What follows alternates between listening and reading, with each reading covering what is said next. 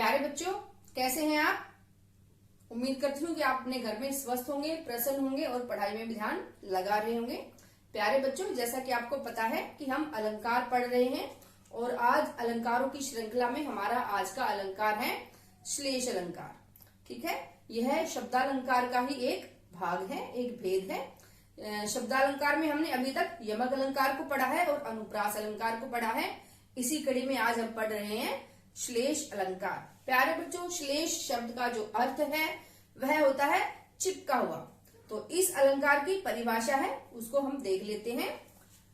काव्य पंक्तियों में जहां शब्द एक बार ही प्रयुक्त होता है, किसी भी काव्य पंक्ति में शब्द का जो प्रयोग है वो एक बार ही होता है, परंतु जो उसका अर्थ है वह भिन्न भिन्न हो जाता है। भिन्न भिन्न अर्थों में उसका हम प्रयोग करते हैं, तो वहां पर हमारा अलंकार होता है श्लेष।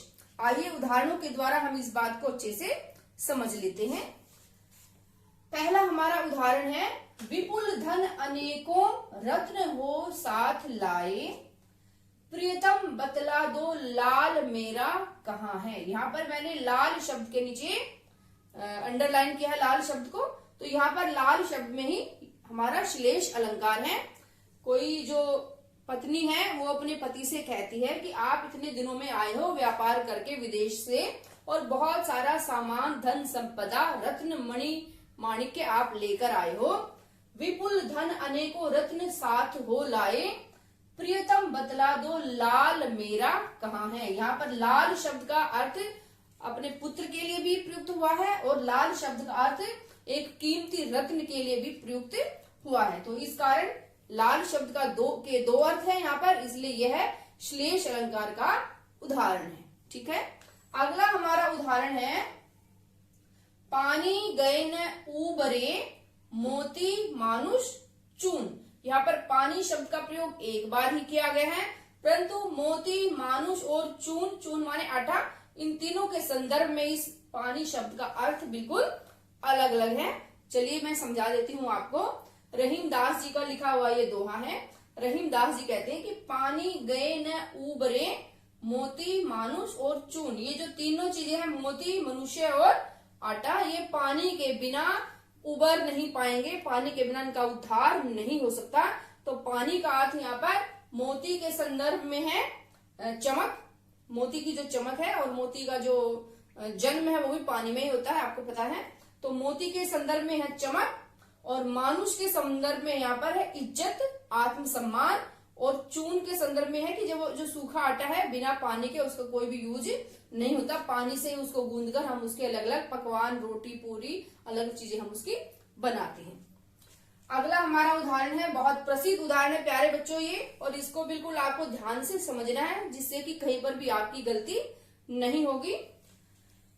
चरण धरत चिंता करत भावत भोर ना शोर, सुवर्ण को ढूंढत फिरत कवि व्यभिचारी चोर। कवि, व्यभिचारी और चोर, इन तीनों के ही संदर्भ में चरण और सुवर्ण का जो अर्थ है वो बिल्कुल अलग अलग है। आइए मैं आपको समझा देती हूँ।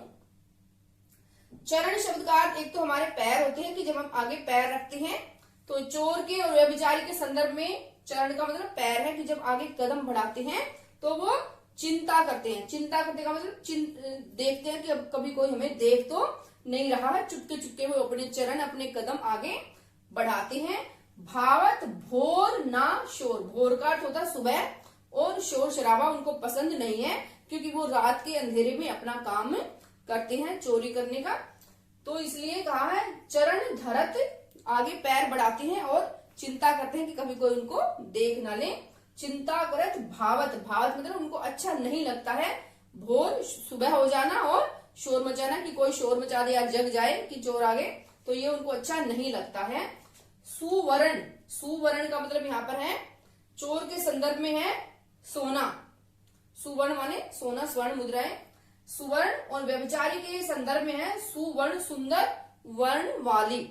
ठीक है, ढूंढत फिरत, इनको ढूंढते फिरते हैं कवि, व्यभिचारी और चोर। व्यभिचारी और चोर के संदर्भ में मैंने आपको बता दिया, कवि के संदर्भ में मैं आपको बताती हूँ। जब कविता की पंक्तियां लिखते हैं तो उनको भी चरण कहा जाता है। प्रथम चरण, द्वितीय चरण, कविता की पंक्तियों को भी चरण कहा जाता है। तो कवि के संदर्भ में है चरण धरत, कि कवि जो है एक चरण लिखता है, चिंता करत, चिंतन करता है, सोचता है, विचारता है कि अगली पंक्ति में क्या लिखना है, कैसे लिखना है।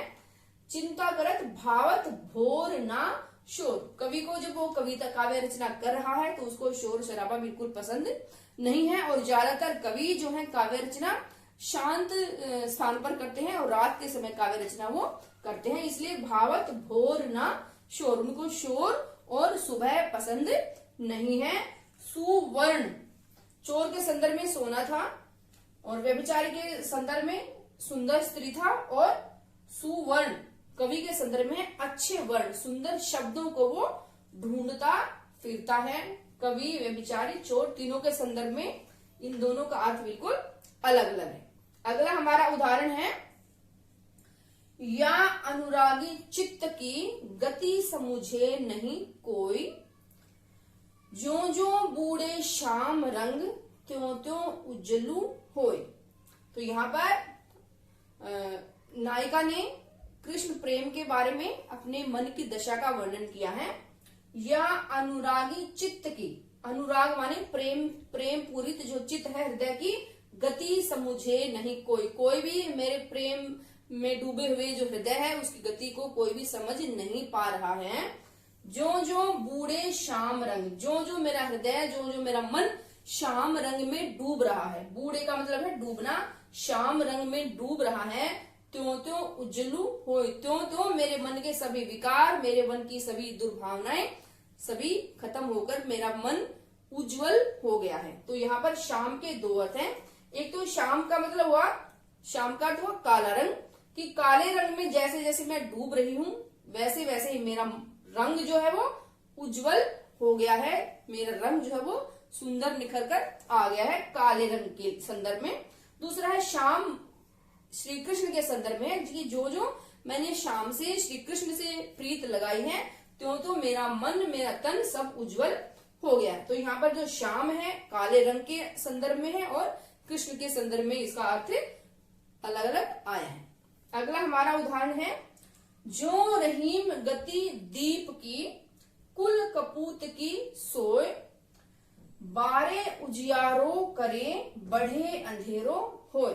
रहीमदास जी का ये दोहा है, इसमें रहीमदास जी ने कहा है कि जो रहीम गति दीप की, दीपक जो हम जलाते हैं, दिया जलाते हैं, उसकी जो गति है, उसकी जो दशा है, वही दशा कुल कपूत की होती है। जो पुत्र हैं उनके दो प्रकार होते हैं, सपूत और कपूत। जो कपूत है वो बुरा पुत्र है, तो उस कपूत की गति के बारे में बताया है कि जैसे दीपक की दशा होती है वैसे ही कपूत की भी दशा होती है। बारे उजियारो करे बढ़े अंधेरों हो, जब हम दीपक को जलाते हैं, बारे का अर्थ हुआ यहाँ पर जलाना, जब हम दीपक को जलाते हैं तो उजियारा होता है, रोशनी होती है, और जब हम बढ़ाते हैं, दीपक को बुझाना नहीं कहते हैं बल्कि उसको बढ़ाना कहते हैं, जब हम दीपक को बढ़ाते हैं तो रोशनी खत्म हो जाती है और क्या हो जाता है, चारों तरफ अंधेरा छा जाता है। और कपूत के संदर्भ में होगा, बारे उजियारो करे बढ़े अंधेरों होए, कि बारे का मतलब बचपन में, जब वो बचपन में जो बच्चा है कपूत हुआ बाद में जाकर, जो बचपन में कुछ भी काम करता है, कुछ भी शरारती करता है, उल्टे काम करता है, तो बड़े हम खुश होते हैं, वो हमें उस समय अच्छा लगता है। उजियारो करे, सब प्रसन्न होते हैं उसकी हरकतों को देखकर, उसके कार्यकलापों को देखकर सभी प्रसन्न होते हैं। बढ़े अंधेरों होए, लेकिन जैसे जैसे उसकी जो हरकतें बढ़ जाती हैं, सारे उसके जो काम हैं, जो बुरी आदतें हैं, बुरी बातें हैं बढ़ जाती हैं, तो उससे अंधेरा हो जाता है माता पिता के जीवन में, उसका अंधेरा छा जाता है, बुराइयां सामने आ जाती हैं, उन सब चीजों के जो बुरे प्रभाव है वो सामने आ जाते हैं। तो प्यारे बच्चों, ये हमारे श्लेष के कुछ उदाहरण हैं, 5-6 उदाहरण मैंने लिए हैं, और मेरा पूरा प्रयास यही है कि आपको ये जो श्लेष अलंकार अच्छे से समझ में आ जाए। उम्मीद करती हूँ कि आपको अच्छे से समझ में आ गया होगा। यदि समझ में ना आए तो आप मेरे से कमेंट बॉक्स में पूछ भी सकते हैं। आज के लिए इतना ही, धन्यवाद।